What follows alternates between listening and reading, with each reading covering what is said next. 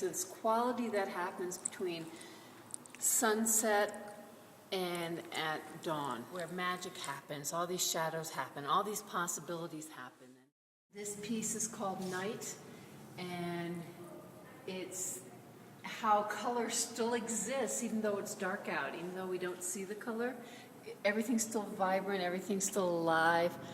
What's behind any experience that we have is still the energy we put into it.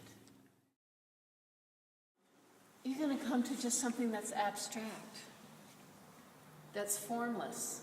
And so these two pieces are more in the formless realm.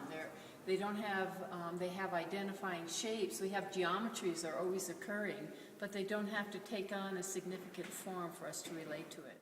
So it's the wavelength that is resonating with that wavelength within ourselves. So often if we're in a constricted place, our wavelengths are tight. You know, we can walk around being tight, but when we see something that's expansive, it can be a piece of art, it can be a sunset, it has such its wavelength is much more expansive, and that will start resonating with that quality within ourselves. So we move from a constricted space to a more expanded. And you don't even have to be staring at it.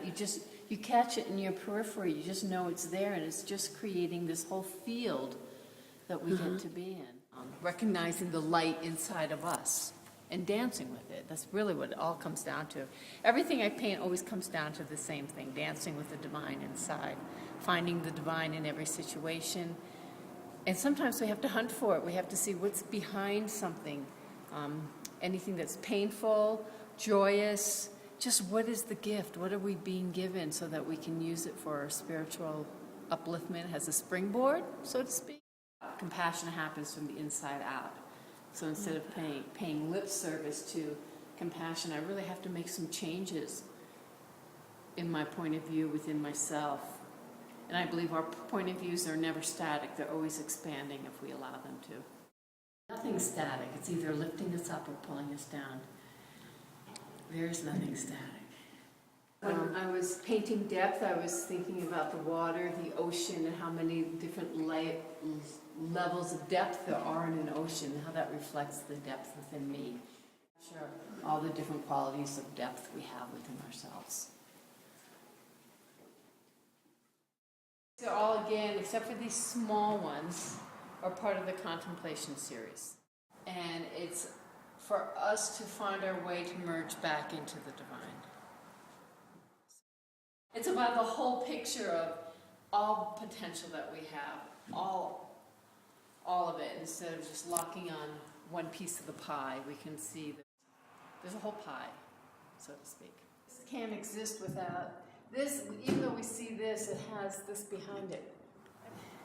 Nothing should be taken at face value. That would be how I would articulate that. There's always something deeper, something always waiting to emerge. There's always just more. These are all done with my fingers. And I still do that with my paint as well. But a lot of this is just rubbing fingers, learning, layering.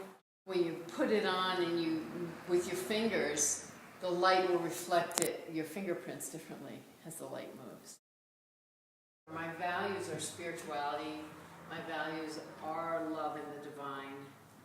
That's what's important to me, and that's what resonates with me. And so I like to convey that as best I can. Color in and of itself is abstract, but we're so used to confining it. These are my beliefs, and my website is meant to, however, attract people who resonate with those same beliefs. Those are the people who resonate with my art, who have those same values that I have.